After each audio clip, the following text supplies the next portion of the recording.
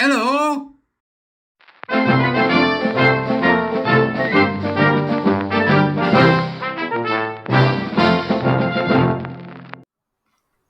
Beep, beep, beep, beep, beep, beep. Morning all. Welcome to the court of the Edijester. How the devil are we this morning? Well, we've got an interesting one for you today. Polari. Let's talk about Polari. Now, Polari, for those of us that are in the know, which is generally aged pufters in the autumn of their years. I resemble that remark, right?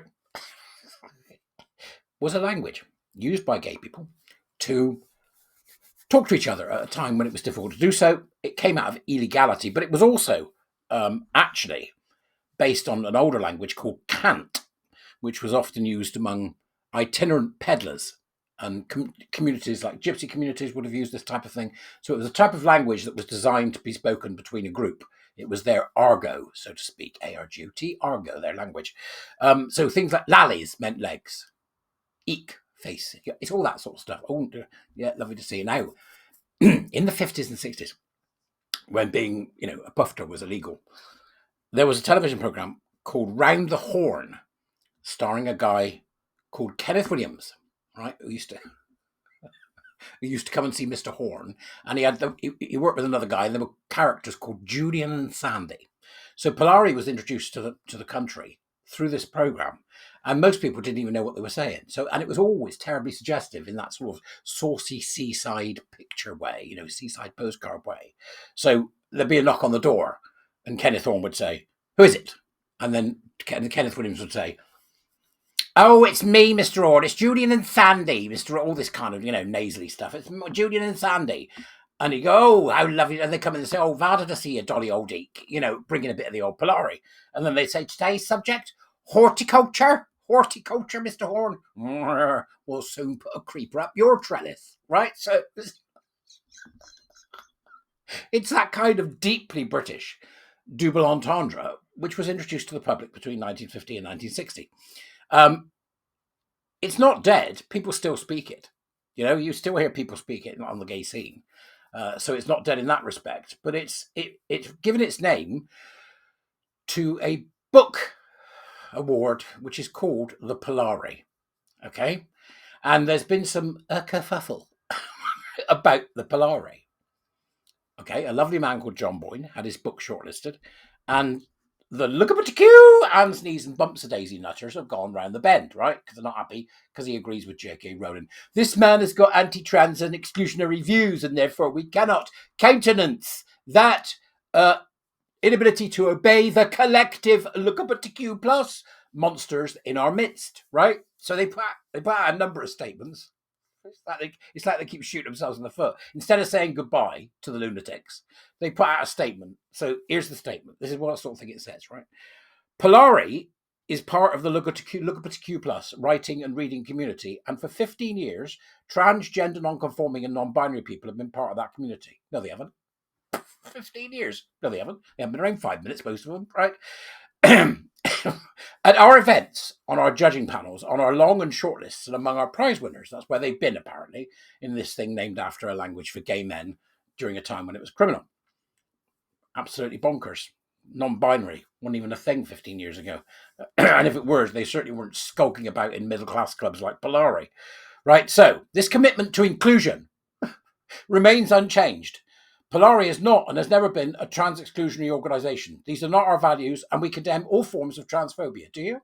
Really? What do you mean by trans? How about explaining that to us? They won't get into the reads, will they? They won't get into the reads. They'll just whinge and moan. What was supposed to be a celebration of exceptional LGBTQ plus, nobody cares about LGBTQ plus literature, has been overshadowed by hurt and anger. Has it? Really? Right. Could that be because you're supporting a child-harming cult? Have you thought about that one? Not only have you supported them, you're now on your knees filleting their bishop, right? Polishing the Bald Avenger. Do you think saying hello to the purple pork sword. So if you weren't doing that, I just bet people would be really angry with you. But you're supporting a child-harming cult. So that's probably why people are angry with you. This has been painful and distressing for all concerned. No, it hasn't. Sorry, it hasn't. Me watching you tear yourselves apart on the back of your idiocy I found quite joyous, which is not very nice for the authors. Sorry, guys. But if they've got any sense, they'll set up a new one. Stop fanning about with these people. Set up a new one. LGBT Alliance is already putting out recommendations, right? Julie Bindle's, spoken about this. She's got the ability to say, right, okay, we're going to do this one. We'll have a different shortlist. Do another one. Call it something else. Call it the Nancy novels. Yep. Or the scriptorium of scissoring. I don't care. Call it something else. Start something else. Just don't bother with them. Forget them. They're done. Many discussions have been undertaken over the last 2 weeks. The authors, judges, stakeholders, there's that word, stakeholders, that's code, by the way, for communists, and founders, about the impacts and ramifications of the long listing of John Boyne's novel and how we can learn from this experience and move forward. There's nothing to learn, right? You don't listen to lunatic activists, even if they are claiming to be LGBTQ+ people, all right? They're just lunatics. Stop listening to them. John Boyne wrote a lovely reply. They're still hanging from the local gallows because it's the nature of them. See, they're beastly, they're bestial, so it's bound to happen, right? We have decided as a result to pause the prize this year. So you've blown it. You've blown the entire game.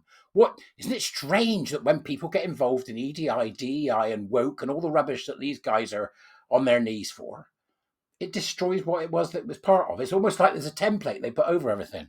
Gosh, that could be a thing, couldn't it? Ugh. So they paused the prize this year while we increased representation of trans and gender. Right, so we paused the prize this year while we increased representation of trans and gender non-performing judges on the panels for all awards. Right, so your answer to Gusset Fumblers causing you problems is going, right, so the Gusset Fumblers have done this? What do you mean they've done it? Well, them in their bloody dresses and all that fannying about with the hormones. It's them that have caused the problem. Why is that a problem then? Well, look, this guy wrote, we put him on the list and then they've gone insane. Right, we can't let that happen again. How are we going to stop it? We need more of them as judges.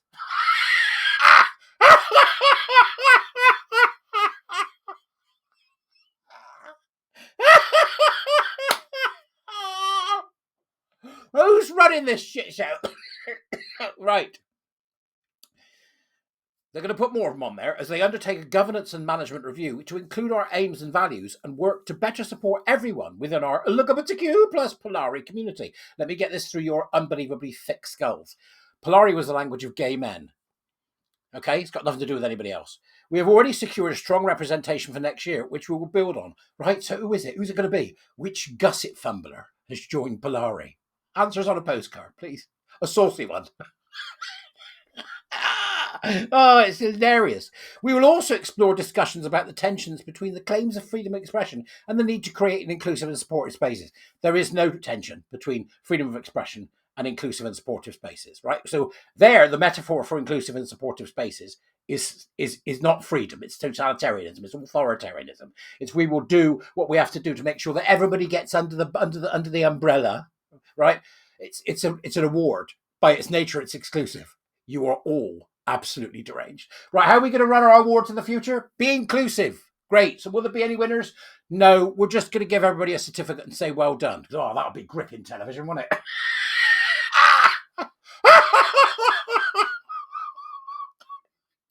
I just can't. It's so insane. So, claims of freedom of expression and the need to create inclusive and supportive spaces in a world hostile to our trans community. There is no trans community, it's just pantaloons. And our community at large. So you've got two communities, the trans community and the community at large. Is there any community you're not trying to engage with? Right, so who are we going to have this year? Something different for a change. What community do you want to include? What about furries? Those blokes that toss off in suits. Great, brilliant. We extend our heartfelt apologies to everyone affected this year. I don't know why. You made your own bed, lie in it, for the disappointment and despair this has caused. Disappointment and despair. You're the Polari Prize, which is this minuscule little prize about people who write books, most of them being, authors and all that, right? So we extend the heart for the disappointment and despair. Nobody's got disappointment and despair. Disappointment and despair is when your house burns down with your family in it. Right? Okay? It's not when, oh God, they buggered it. Why are you so disappointed and despair today? Another literary festival has fallen. You bunch of dweebs. Set up something different. We acknowledge the ongoing support of the Polari community. No, correct. Hang on. There's now a Polari community. So it's the Polari community, the trans community. I don't know what these people are playing, right? Have you got a big community chest somewhere with them all in? Everyone we have consulted and our hugely supportive partners, we are a tiny operation that has run on goodwill and a small pots of funding and sponsorship for 15 years and will endeavour to find a way forward in good faith. Yep, there's no way forward. You've done. You've had to cancel your own bloody thing. You've had to cancel your own bloody thing because of your own cupidity, because you were quite happy to throw gays under the bus, even though you know damn well that your prize is based upon something that was specific to gay men. Get rid of the Gusset Fumblers and the LARPing bloody women and the stupid fools who think they're non-binary. Just kick them out and you can get back to doing what you should be doing, which is awarding prizes to gay and lesbian men and women. Game on, all right? Thank you very much. Polari. Nice lallies. Nunty. Ooh. Right, I'll see you later. Have a great day. Bye-bye.